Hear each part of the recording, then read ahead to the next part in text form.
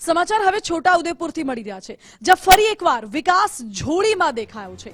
કારણ કે રસ્તાના અભાવે અહીં જોડીમાં એક પ્રસૂતાને લઈ જવાની ફરજ પડી હતી અને વારંવાર છોટાઉદેપુરમાંથી આ પ્રકારના દ્રશ્યો સામે આવે છે ત્યારે સવાલ ઉઠે છે કે શા માટે અહીં કોઈ પણ પ્રકારના વિકાસના કાર્યો કરવામાં નથી આવતા, શા માટે આ ગામના લોકોને પાકો રસ્તો નથી મળતો. ભૂંડમારિયા ગામના લોકોએ વિડીયો બનાવીને વાયરલ કર્યો છે અને સગર્ભાને ઉચકીને 108 એમ્બ્યુલન્સ સુધી લઈ જવાય. પરિસ્થિતિ એવી હતી કે ના ગામની અંદર એમ્બ્યુલન્સ આવી શકે કે ન ગામમાંથી કોઈ વાહન બહાર જઈ શકે.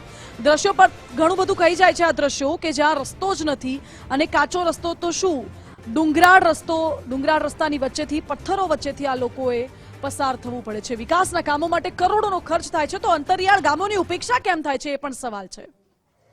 સવાલો અનેક ઉઠી રહ્યા છે કે શું આવી રીતે છોટાઉદેપુરનો વિકાસ થશે અને જે વિકાસના મોટા મોટા દાવાઓ કરવામાં આવે છે, શું આ છે છોટાઉદેપુરનો વિકાસ? ભૂંડમારિયા ગામના લોકોને પાક્કા રસ્તા ક્યારે મળશે? કારણ કે છેલ્લા વર્ષોથી આઝાદીને 75 વર્ષ વીતી ગયા છે, હજુ સુધી આ ગામ સુધી સડક નથી પહોંચી. સરકારે ખર્ચેલા કરોડ રૂપિયા ક્યાં જાય છે? શું વહીવટ થઈ જાય છે, વચ્ચેથી કોઈ લઈ જાય છે કે પછી અધિકારીઓને રસ નથી વિકાસના કામમાં?